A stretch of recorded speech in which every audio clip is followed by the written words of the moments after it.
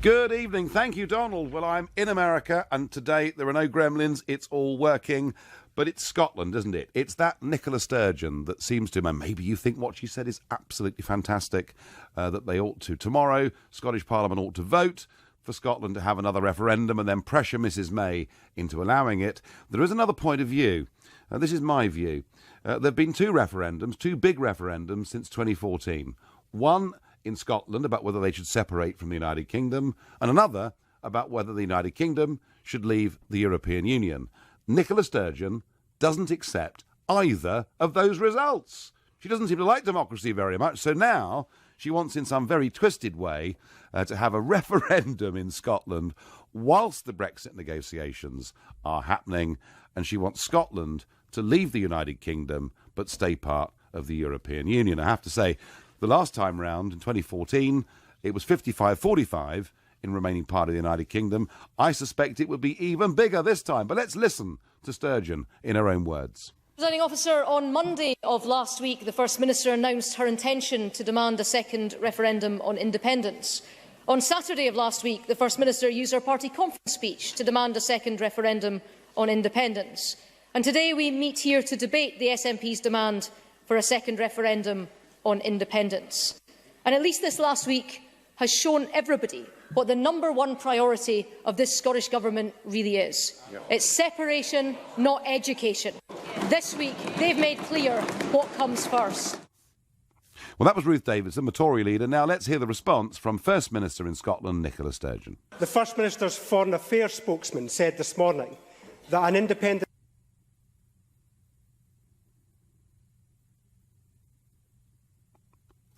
understand why many people do not relish the prospect of another referendum on a major issue within the space of a few years. That is something that weighs heavily on me. However, the alternative to planning now is simply to drift through the next 2 years, hoping for the best while fearing the worst. Well, I have to say, there is no demand for a referendum in Scotland. In fact, 65% plus in the recent opinion polls do not want a second referendum.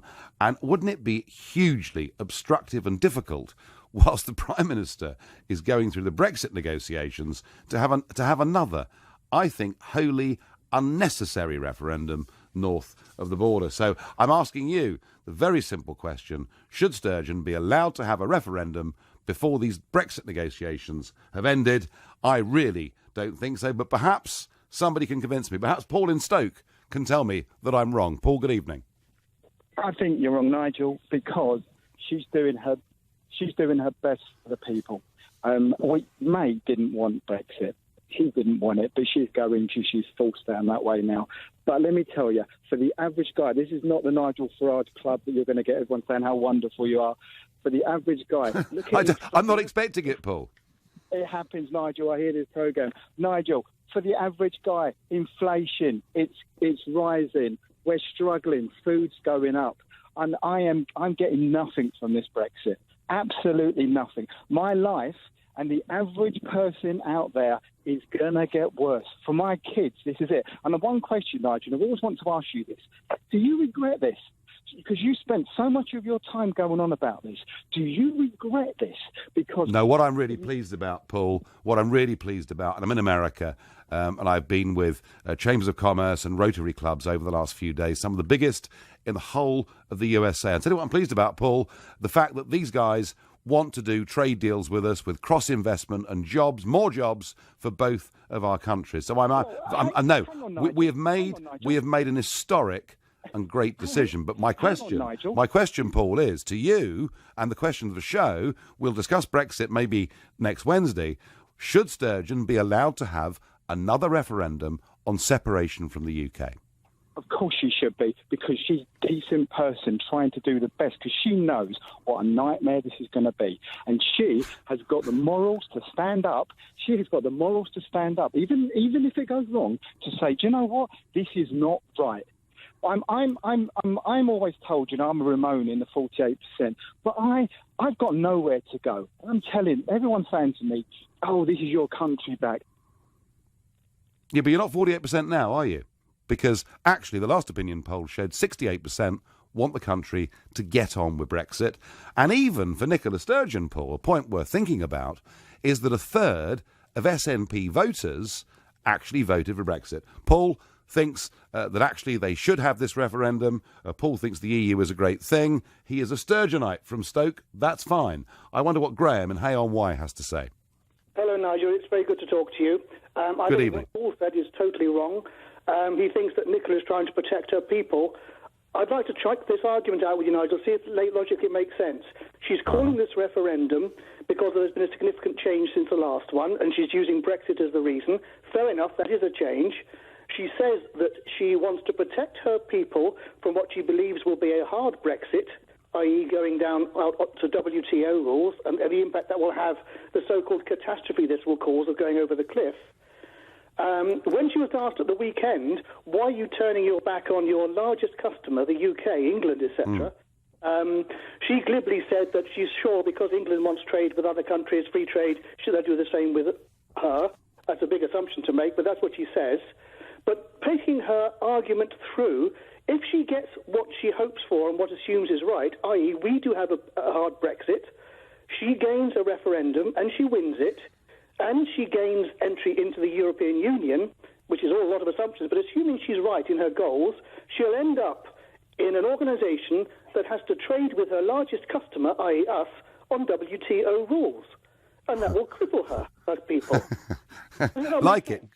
Well, it does. I mean, I have to say, Graham, there were quite a few assumptions within that argument. But yes, why would you want to put yourself even further away from your biggest trading partner if your argument about being in the EU is that it's good for trade? It is illogical. It doesn't make sense. And I have to say, Graham, you know, the SNP's economics, I mean, goodness me, the whole thing was based in 2014 that oil would keep Scotland financially afloat. But it was based on oil at $113 a barrel. I don't think, Graham, they get economics. I totally agree with that. Those are these other fundamentals, like what currency they're going to use and what they're going to do for money, other issues, and what bank they're going to use. I totally agree with that. Those are the fundamental ones. But the logic of our argument, using Brexit as the excuse, I don't think stacks up. And people should challenge her and say what happens if you end up in the European Union dealing with us on WTO rules. I think that's a great question, and I really hope, Graham, that the next time she does a press conference up in Edinburgh, that some sharp-eyed journalist who's listened to what you've had to say asks her exactly that question. Graham, spot on. I enjoyed that. What is the view from Glasgow, Julie? Do you want another referendum? Absolutely no way. This was the first time I've ever voted for SNP, and I'll never vote them again. I'm sick of hearing their voice. Where is the true vote? If you and me vote and you were one vote out, does that mean we've got to vote again? Where's the fairness in voting? We voted to get out, and we should get out. And the Parliament should never allow that. And they should not allow her to re-vote this over. But well, the choice, I mean, actually, Julie, the truth is she rejects the 2014 Scottish vote and she rejects the 2016 referendum vote. I'm sick of hearing it. I can't stand her voice, and I will never vote for SNP again. Julie, can I ask you, what made you vote SNP? Well, because of Labour. You know, right. The Labour, they weren't very good. You know, it's just they've went downhill. You know, but so you voted SNP for that reason. But in the referendum, were you a Leave voter? Yes.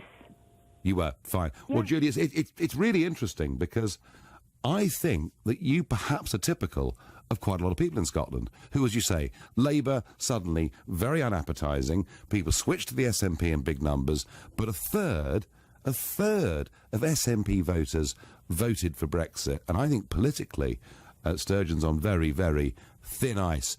Do you think, you don't want it, do you think this referendum is going to happen before the end of the Brexit talks? I'm not sure. I really am not even sure of the government anymore. I'm not sure of any of them anymore. They all seem to make up their own minds. They all seem to lie. In the government, you know, you find out a lot of lies. I just don't know where I stand anymore with the government. Sturgeon, as far as I'm concerned, is finished. And by the way, I hope she's listening. I'm not her people. I'm not included in her people. Right. Are you listening, Nicola? You do not speak for Julie in Glasgow, even though she voted SNP. Julie, thank you very much indeed for that very interesting call. Your texts and tweets coming through. I think we should have a Scottish referendum now. Whatever the outcome, it will save us from having to listen to Sturgeon. That's rather backing up what Julie says. Nigel, I think Mrs Sturgeon is deluded for trying for a referendum. She and Scotland should accept the result that Britain voted out, and that includes Scotland. I hope it is not allowed, as it is ridiculous. Kathy in Southampton. I must admit, there is a tempting argument that says, bring it on. Let's have the referendum. Let's get Scottish separation smashed. It won't be 55-45 this time. It'll be 65-35, and we'll end we'll end this row. But I don't think it's going to happen, and I can't see Mrs May giving way, and nor, actually, in reality, do I think she should. I wonder what Brian in South Shields thinks. Brian, good evening. Hi, Nigel. How are you? I'm well. What do you think about this? You know, this frustrates me more than any topic at the moment. And Sturgeon, I hate with a passion which is almost biblical. But I wish we would have a Prime Minister that would have a pair of cojones and say to this woman, you're a glorified councillor with the United Kingdom. You're part of the United Kingdom. Shut up. We'll get on with the job. However, that said, if she wants a referendum, as she is part of the United Kingdom, and it would be a materialistic change to the other three parts of the United Kingdom, let's have the referendum, but everybody gets a vote. Do I detect, Brian, in the tone of your voice, that if you were given a chance to vote on whether Scotland should leave the United Kingdom, that you would vote for them to leave? No, I would vote for them to stay. Would you? Okay. Okay. I would. The thing is, we are a stronger nation as a collective group, but, and I think the majority of the Scots also believe that. And there seems to be some kind of fantasy in the land of Sturgeon and her followers that they think as an independent state ruled by Europe. I mean, that in itself is just... Well, it's illogical. It's why, quite deliberately, this evening, Brian, I'm not using the word independence. It's a complete lie. If they want to separate from the United Kingdom and become a province of the United States of Europe, that's fine. Give that to people on honest terms. Brian, I thank you for your call. Brian wants the Union to stay, but I tell you what, I bet there are quite a few English listeners out there now who are sick to death of the Scots and feel that really, not the Scots, but Nicola Sturgeon's interpretation of what the Scots are. And I hear it from London taxi drivers. Get rid of Scotland. They're costing us a fortune. They never, ever stop moaning. And they want a referendum, perhaps to happen very quickly. I don't know. What do you think? Should she be allowed to have this referendum whilst the Brexit talks are going on? Well, all four corners of the United Kingdom are ringing in to answer the question, should Sturgeon be allowed to have yet another referendum before the end of the Brexit negotiations? Remember that Sturgeon rejects the referendum in 2014 where Scotland voted to stay part of the UK, and she rejects also the Brexit referendum of last year. I'm actually personally surprised that other parts of the UK aren't getting really quite angry about this. But we're going to go straight back to Scotland and to Marcus in Stirling. Should she be allowed to have this referendum in late 18 or early 19? Hi, Nigel. Thanks for taking the call. I believe she should have the right to put it to the Scottish people after Brexit. But my point tonight to you is that Sturgeon has got her sums completely wrong. At the moment, currently, we have 56 MPs out of 650 in Parliament, so roughly about 9% representation. And the EU, now you can keep me right on the figures, at the 766 MEPs, God bless them, we have 3 SNP. So, we'll say that if we did leave, we go down to 700, and we'll give ourselves, we'll give the Scots 7, so that would be 1% representation in Parliament. But it's a bit worse than that, Marcus, because the European Parliament cannot initiate legislation. All it can do is to amend or delay legislation. In fact, the European Parliament really, in legislative terms, is a bit like the House of Lords. And, the argument that somehow Scotland, if it applies to join the European Union, would have great influence, clearly is nonsense. Actually, Marcus, with Brexit, one of the things that comes back to the United Kingdom should be our territorial waters. And Sturgeon could actually make a very strong case to say to Westminster, give us control of Scotland's fishing waters. She might actually find that with Brexit, as First Minister of Scotland, she's got far more power than she would have as part of the European Union. That's very true, And you made the point about the electorate in the North East. Nigel, the fisheries in Scotland will be giving up, thanks to Mrs Sturgeon, already, before any negotiations had started, up to 80% of her fishing territories. So a business negotiator, she ain't. No, I think that's right. And, you know, I mean, look, clearly she's got ability. Clearly she is a very good messenger that does well on radio and television and all the rest of it. But I don't think the economics of any of this makes sense. And I don't think the canny Scots are going to vote to separate from the United Kingdom, to say no to the capital transfers that come from London to Scotland, and to sign up for zip influence in the European Union. Oh, and by the way, Marcus, she was saying at the weekend that Scotland would join the European Union and keep the pound. Oh, no, they won't. Any new member state by treaty that joins the European Union has to commit itself to the euro. Can you see people in Stirling voting to join the euro? No, and a message to your English listeners. I wouldn't lose any sleep over it. I really don't think there's an appetite for it. And actually, what I'm hearing now is that people are believing that there's some sort of resentment against England. The SNP have 23% representation of the Scottish overall vote. A million of us voted to leave without any support from any of the major political parties. And, of course, BBC Scotland did their bit to try to scupper Brexit happening, as you know. Marcus, I absolutely get that point. No major party in Scotland was supporting leave. UKIP does have one MEP, but it couldn't be called a major party in Scotland, and certainly hardly even features on the BBC out there. Marcus, thank you very much for your thoughts and for your call. We're off to Wales. We're going to Greg in Brecon. Greg, what should happen? Should Scotland have this referendum? Should Wales have a referendum? Absolutely no. Right. Basically, it's nice to speak to you. I actually voted for Brexit, and I voted for you. Well, thank you, Greg. So what about this United Kingdom? Should Mrs May give in? I actually left the United Kingdom about 15 years ago, went to live in Cyprus. I actually used this as part of my leave campaign. I actually lived the nightmare in Cyprus when the economy was going down the toilet, and basically the banks crashed. And I got out just before the banks crashed, after losing my job, almost homeless.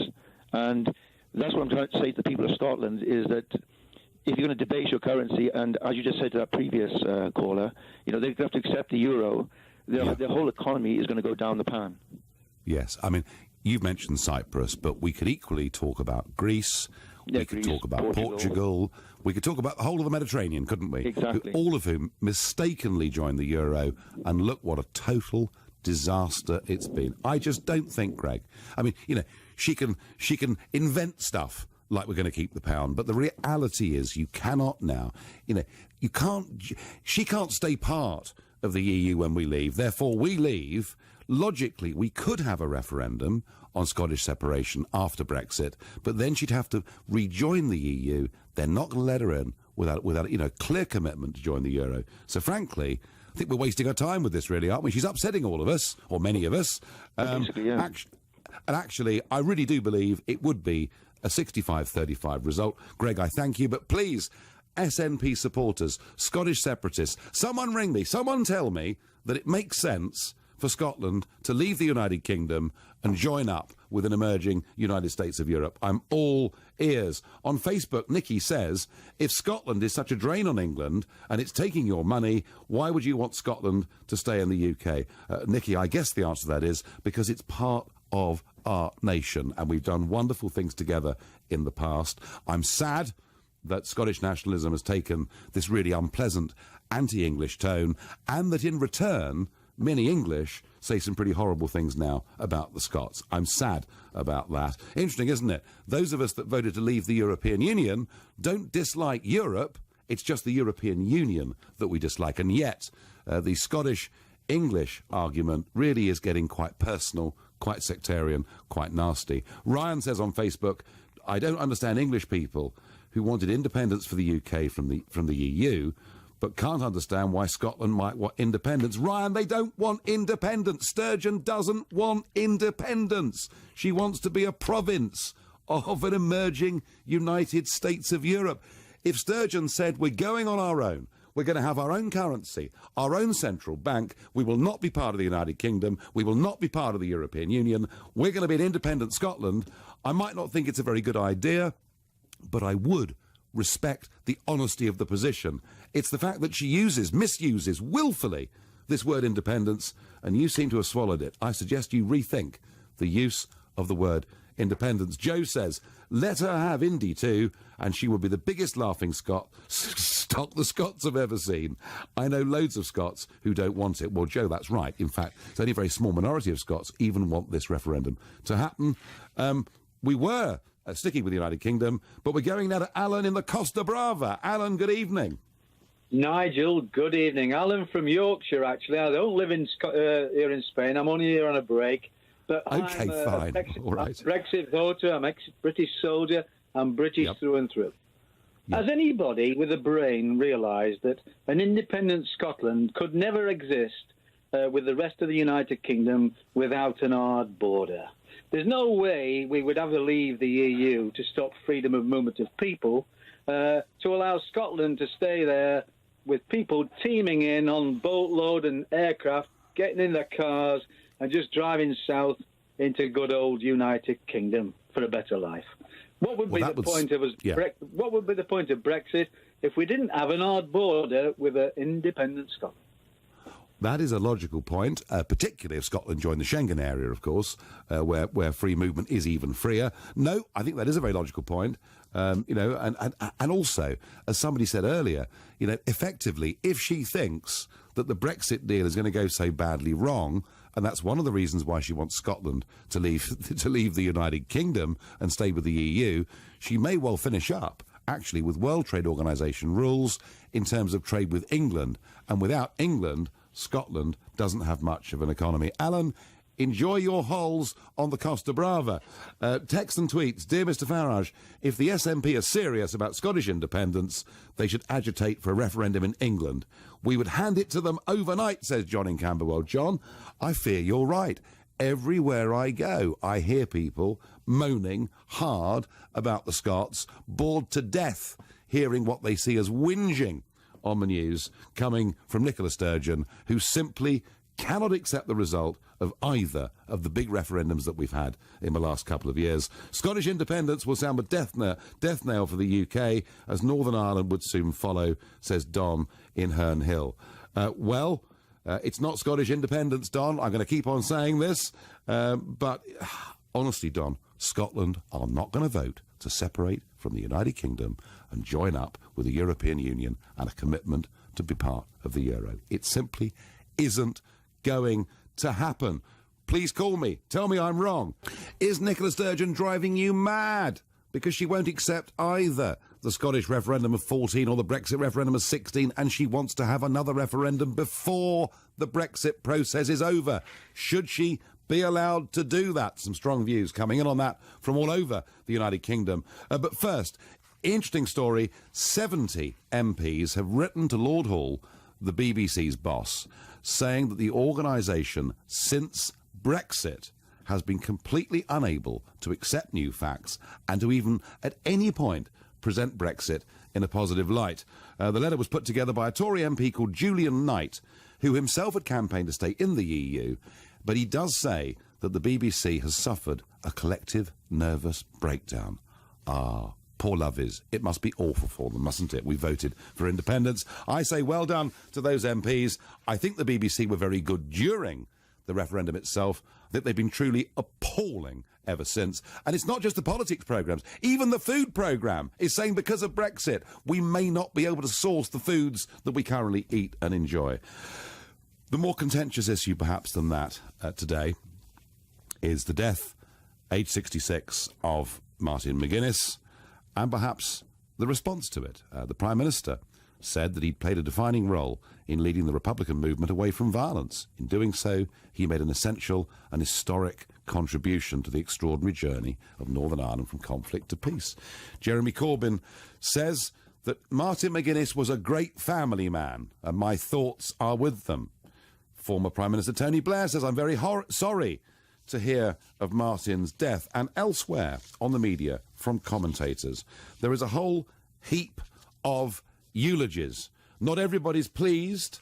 A former soldier, Mr. J. Williams, who lives in South Wales, has actually sent his medals back. He's so unhappy at the condolences coming out of everyone. And we've also had Lord Tebbit, of course, making the very key point.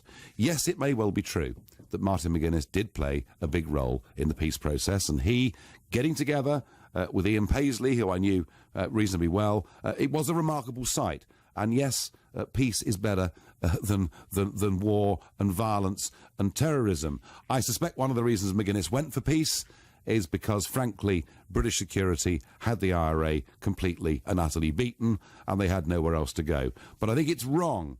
I think it is completely wrong to talk about McGuinness's life, to forget that at no point did he offer any apology at all for the murders that he was directly involved in. And I think it is important when you sum up anybody's life that you say the good things, but you also say the bad things about them too. And I feel there are sort of mass positive eulogies about Martin McGuinness conveniently sweeping over the fact that he was a senior commander of the IRA. And indeed, he himself fired the first shot on Bloody Sunday.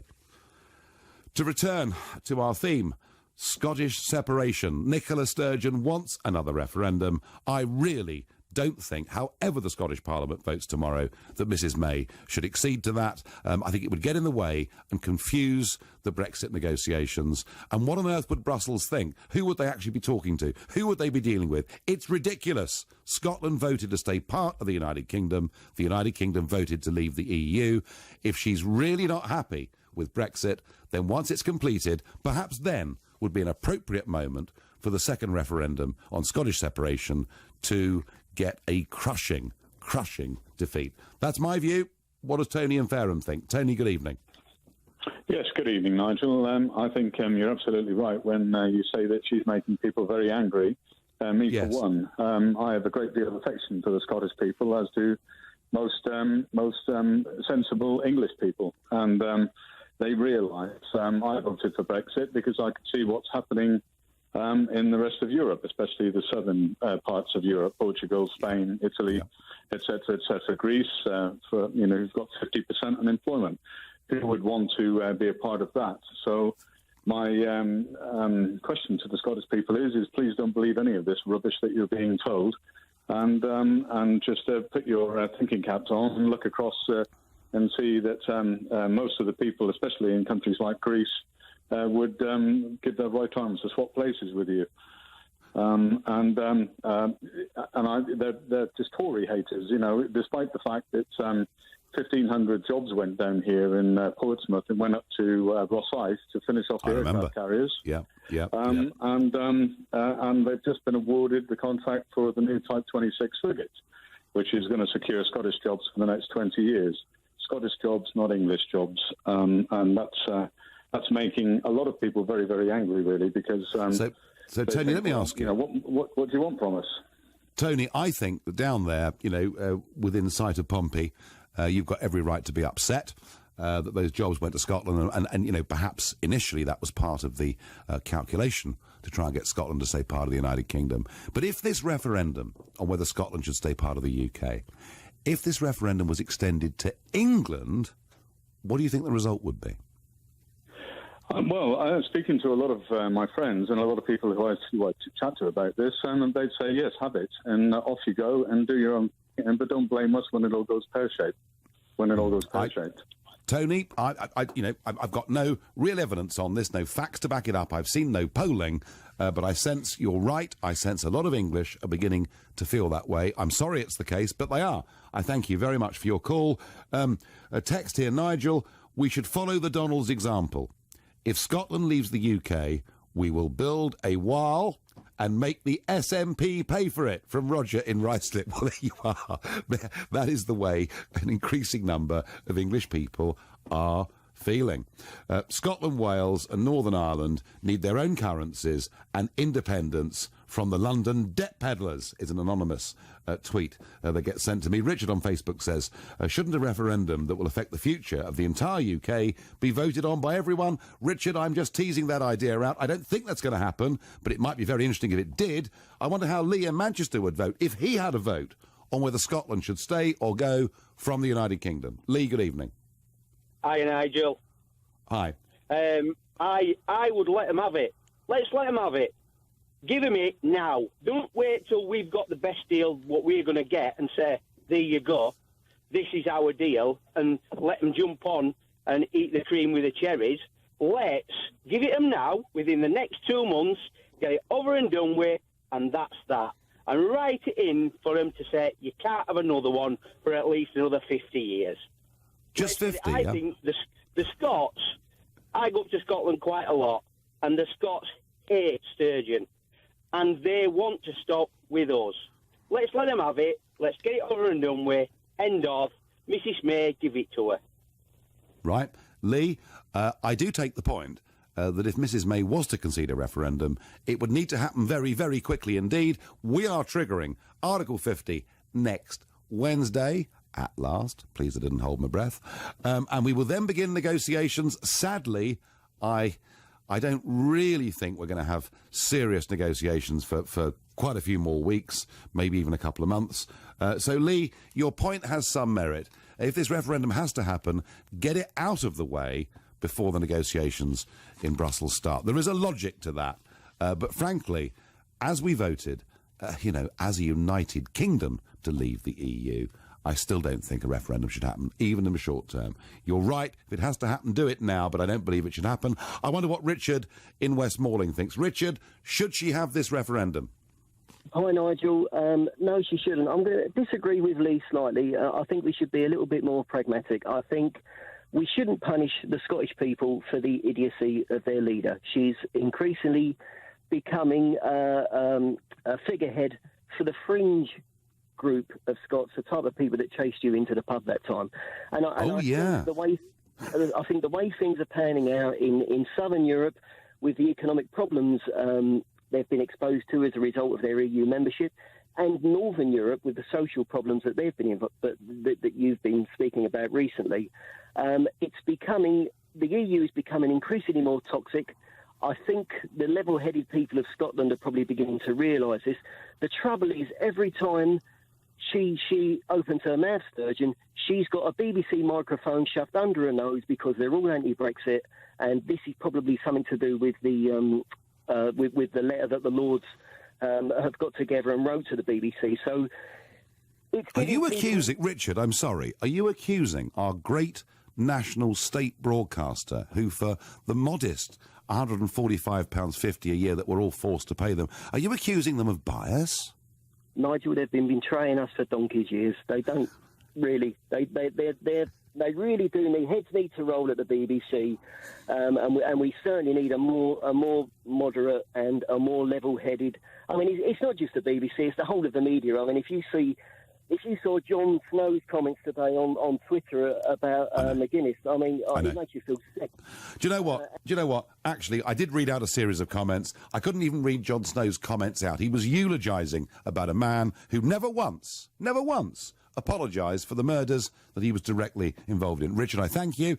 Is Nicola Sturgeon driving you bonkers with her call for yet another referendum because she couldn't accept the last one in Scotland, or indeed the result of Brexit, or indeed is she bringing you great hope? Do you think it's time Scotland broke away from the United Kingdom and fully signed herself up to Europe, or are you an English voter who simply had enough of the Scots moaning?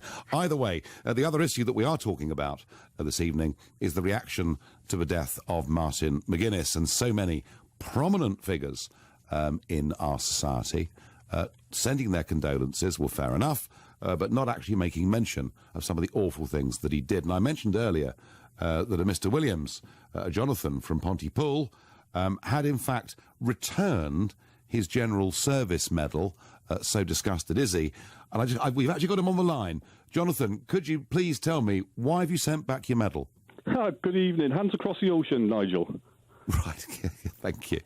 Come on, Jonathan, what have you done? Yeah, very quickly. I've sent it back. I've just been disgusted by so many things about what I've heard today from the entire effete political class who seem to think that this man is warranting virtual sainthood.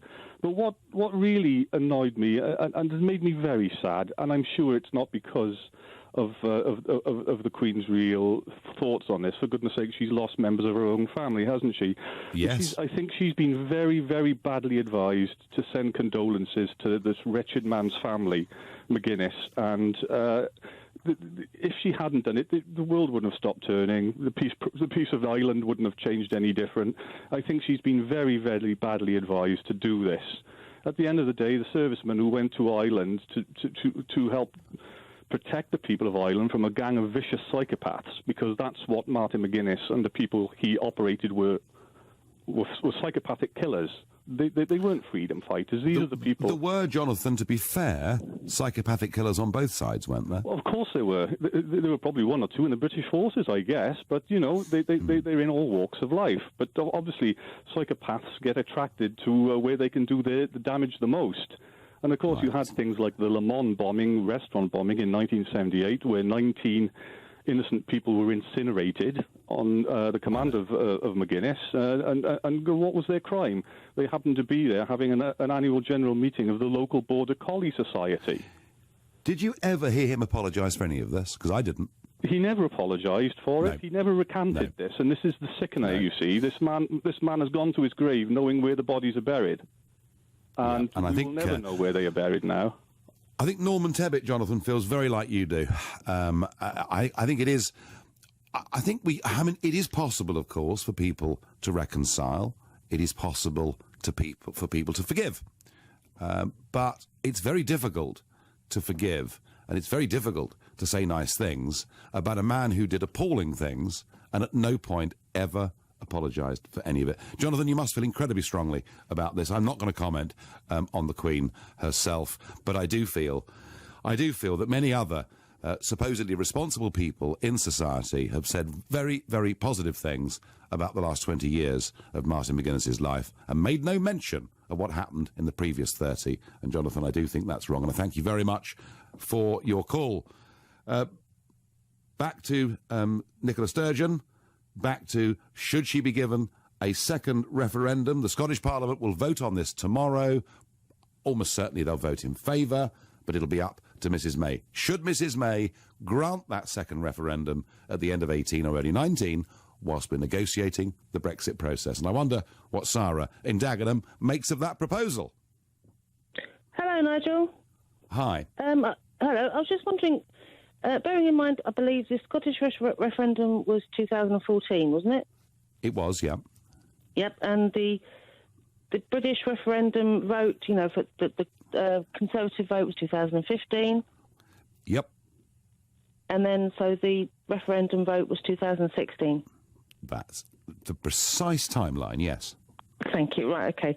So, bearing in mind, now, about the Brexit referendum, you'd have demanded a second referendum if the vote had been so close. No, wouldn't have got one for 25 years. Wouldn't have got one for 25 years. No, but you did ask for it. You did say that that's what you'd have asked for, didn't you? Actually, I didn't. I said there are many inside the Conservative Party who will be irreconcilable. But would I have been asking for another referendum on the EU? No, it would have been completely whistling in the wind and a waste of time. Okay, well, fair enough. All right.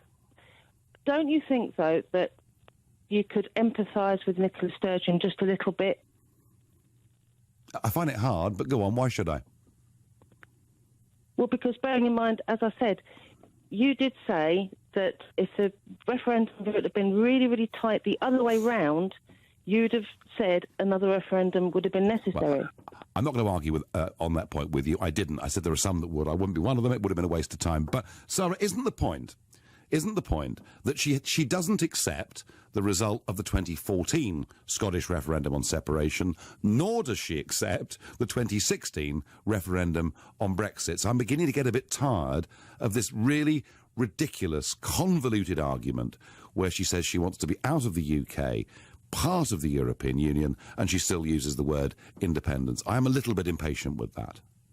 I understand that completely, but what I'm saying is, don't you think that you could empathise with her just a little bit, in honesty? Come on. Well, I tell you what I think.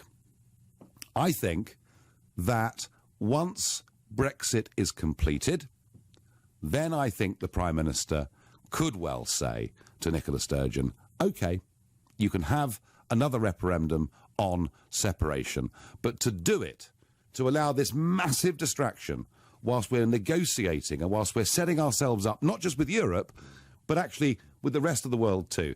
The most important decision, political decision we've ever taken in our lifetimes, we cannot allow a domestic, internal referendum to put us off course. So, Sarah, if I have any sympathy, it would come later, after 2019, but certainly under those circumstances before. Carl on Facebook's been really helpful. He says, why doesn't Sturgeon hold a referendum on holding an independence referendum in 2018? That is the only fair way of proving the Scots actually want to have one. I'm sure the UK government would accept that, but of course Sturgeon wouldn't take the risk. Stevie in Berwick says, not all Scots want independence. We proved that last time round. A tweet here. What happens when Sturgeon loses that vote? Will there be a third or a fourth or a fifth one? Asks Tony.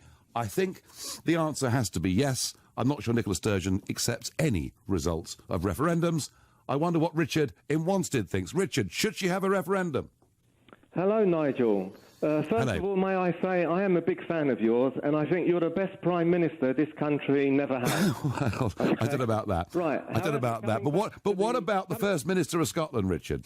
Tell us about her. Back to Scottish independence, I'd like to offer a view from a different perspective that nobody's actually touched upon yet.